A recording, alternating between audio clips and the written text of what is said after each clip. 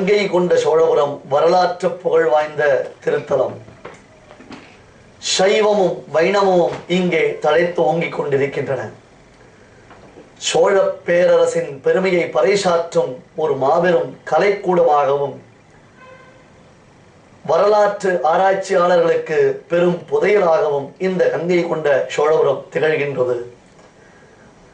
இன்றும் இந்த திருத்தலத்திற்கு நாம் வந்தோமேனால் திருக்குறுகைக்காவலப்பனுடைய திவ்யமான சன்னதியை சேவிக்கலாம்.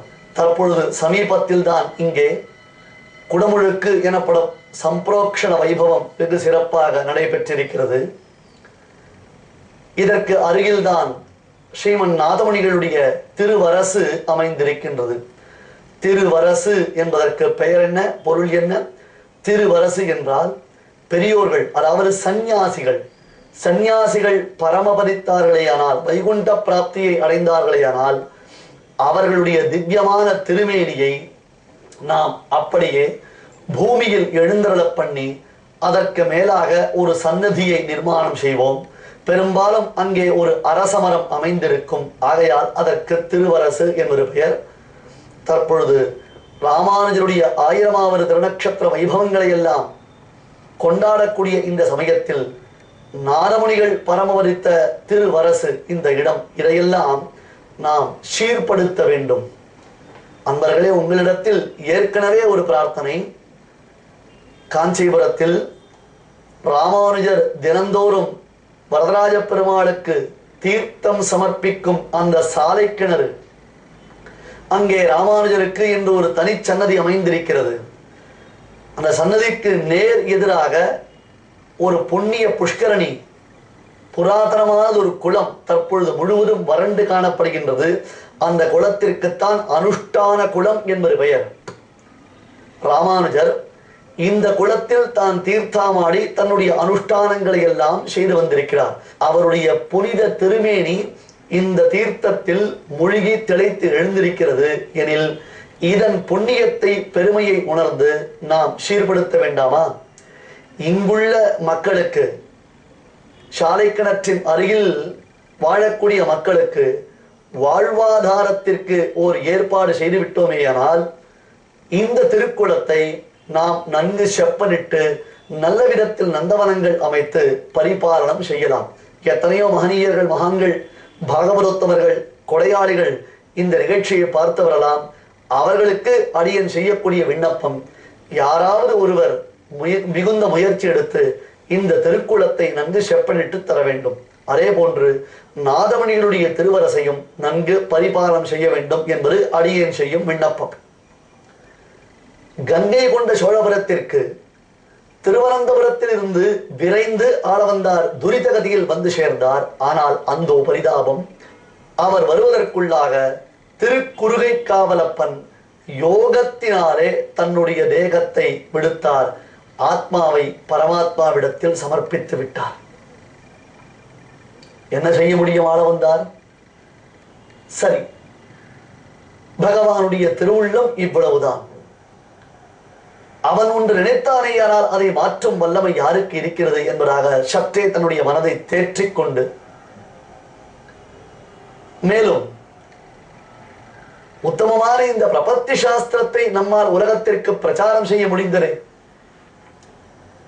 இந்த பிரபத்தி என்னும் உயர்ந்த சாஸ்திரம் தான் தற்காலத்தில் உள்ள மக்களுக்கு பலனளிக்க கூடியது. அப்படியே செய்த காரியத்திற்கு கைமேல் பலன், அதுவும் சகர்கிருத சாஸ்திரார்த்தகா, ஒரு முறை செய்தால் உன்னதமான ஒரு பலனை நமக்கு அளிக்கக்கூடியது. ராமாயணம், மகாபாரதம், ஸ்ரீமத் பாகவதம் முதலான பெரும் இதிகாசங்களிலும் புராணங்களிலும் இந்த சரணாகதியை செய்து, அடைக்கலத்தை செய்து அநேகம் பேர் நற்கதியை அடைந்திருக்கிறார்கள். ராமாயணத்தில் நாம் பிரசித்தமாக பார்க்கக்கூடியது விபீஷணாழ்வானுடைய சரணாகதி. எல்லாவற்றையும் விடுத்து சர்வலோக சரண்யாய ராகவாய மகாத்மனே என்று எல்லாவற்றையும் விடுத்து, லங்கையில் இனி எனக்கு எந்த சொந்தமும் இல்லை, எந்த பந்தமும் இல்லை, யாரும் எனக்கு துணை நிற்கப் போவதில்லை என்பதாக கையை உதறிக்கொண்டு ஓடி வந்தான் விபீஷணாழ்வான். பெருமான் அவனுக்கு அனைத்தையும் அளித்தார், தன்னையும் அளித்தார் அல்லவா? திரௌபதி தன் கணவன்மார்களே தன்னை பார்க்கக்கூடாத நிலையில் இருந்தாள். ஒரு பெண் பொதுவாக வெளியில் வரக்கூடாத அந்த நிலையில் அவளை தலைமுடியை பிடித்து இழுத்து வந்து நடுச்சபையில் துச்சாசன் மானபங்கம் செய்த சமயத்தில் ஹா கிருஷ்ணா துவாரகாவாசின் குவாசி யாதவனந்தன இமாம் அவஸ்தாம் சம்பிராப்தாம் அநாதாம் கிமுபேக்ஷசே என்று இரு கையும் விட்டு தலைக்கு மேலே கைகளை குவித்துக் கொண்டு துவாரகாதீசனான கிருஷ்ணனிடத்தில் சரணாகதி செய்த ஆத்திரத்தில் அவள் மானம் காப்பாற்றப்பட்டதல்லவா? எளியது வழி இரு கையை கூப்புவதுதானே. அதற்கு அருகே இருந்து ஒரு ஆச்சாரியன் உபதேசம் செய்து வைத்தாரேனால் இந்த ஆத்மா எக்காலத்திலும் கெட்டு போகாமல் எம்பெருமானுடைய திருவுள்ளத்தை உணர்ந்து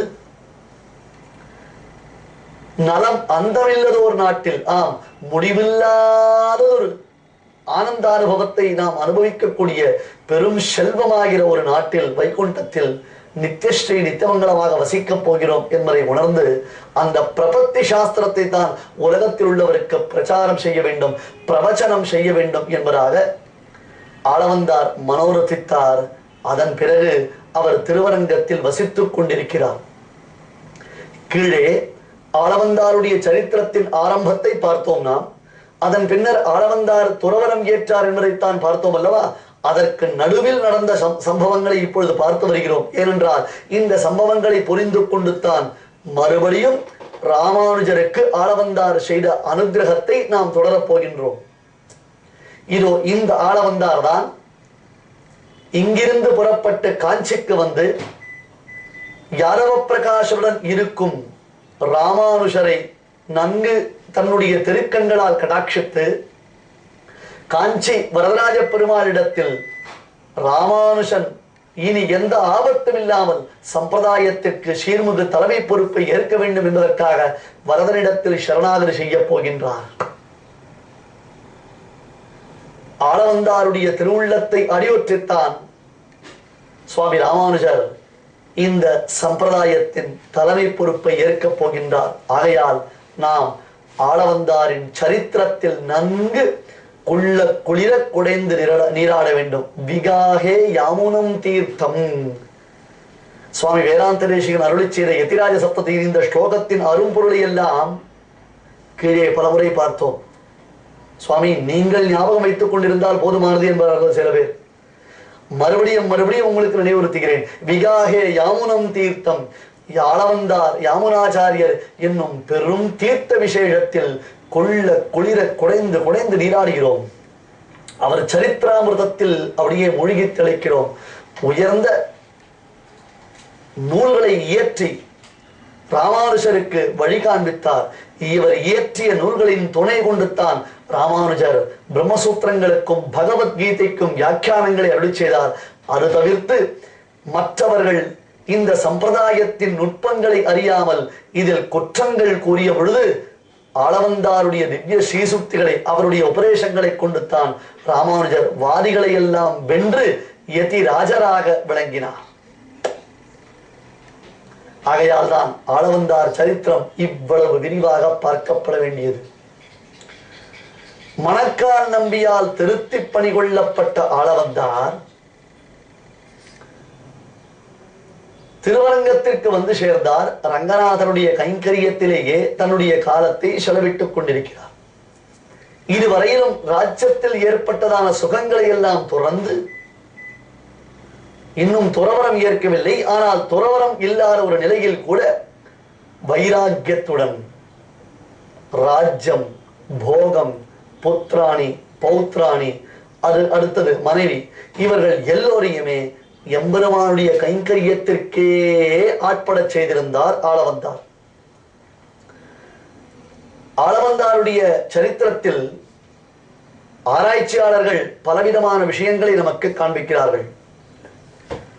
ஆளவந்தார் சரித்திரம், நம்முடைய ஆச்சாரியர்கள் அருளி செய்திருக்கக்கூடிய குரு பரம்பரை, பிரபன்னாமிர்தம், பெரிய திருமுடி அடைவு முதலான கிரந்தங்கள், இவைகளில் ஆளவந்தாருடைய சரித்திரங்கள் விஸ்தாரமாக காண்பிக்கப்படுகின்றன. அது தவிர திவ்ய பிரபந்த பாசுரங்களில் ஆங்காங்கு வியாக்கியானங்களில் விளக்கப்படும் பொழுது இந்த இடத்தில் ஆளவந்தாருடைய திருவுள்ளம் இப்படி ஆளவந்தார் அருளி செய்யும் அர்த்த விசேஷம் எப்படி, ஆளவந்தாருக்கும் அவருக்கும் நடந்ததான உரையாடல் எப்படி என்பதாக ஐதிஹ்யங்கள் பலவும் எடுத்து ஆளப்படுகின்றன.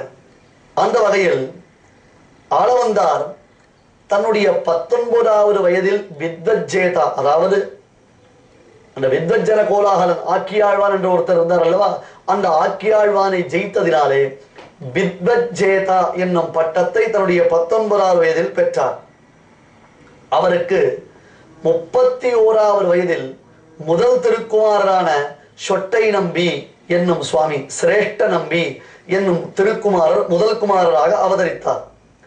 33வது வயதில் ஆளவந்தாருக்கு 2வது குமாரரான தெய்வத்துக்கு அரச நம்பியும், ஆளவந்தாருடைய 39வது வயதில் 3வது குமாரர் பிள்ளை அரச நம்பியும், அவருடைய 41வது வயதில் 4வது குமாரர் ரங்கராஜன் எனப்படக்கூடிய திருவரங்க நயினாரும் அவதாரம் செய்தார்களாம். இப்படி 4 குமாரர்கள். சுவாமி ஸ்ரீ வேதாந்த தேசிகன் குரு பரம்பரா சாரத்தில் ஆளவந்தாருடைய திருக்குமாரர் சொட்டை நம்பி என்னும் சிரேஷ்ட நம்பி என்று சாதித்திருக்கிறார். அது தவிர பிரபன்னாமிருதம் முதலான கிரந்தங்களில் ஆளவந்தாருக்கு 4 திருக்குமாரர்களுடைய திருநாமங்களும் சொல்லப்படுகின்றன. புத்திரத்வயம் ததா ஜக்ஞே யாமுனார்யஸ்ய விஸ்ருதம் வராங்காபிதோ ஜேஷ்டா ஸ்ரேஷ்டோ பூர்ணோ பரஸ்தயோஹ என்று சில கிரந்தங்களில் யாமுனாச்சாரியருக்கு 2 குமாரர்கள் என்று காண்பிக்கப்படுகிறது.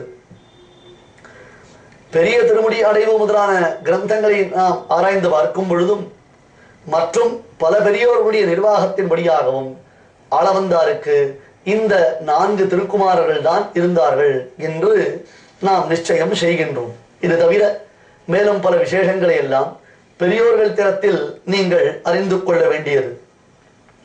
4 பிள்ளைகளுக்கும் திருவரங்க திருப்பதியிலேயே யதா உச்சிதமான காலத்தில் உபநயனம் முதலான சம்ஸ்காரங்களை எல்லாம் செய்து கொண்டு சம்பிரதாய பிரவச்சனங்களை ஆளவந்தார் செய்து கொண்டிருக்கிறார். தான் செய்த முயற்சி பலித்ததே.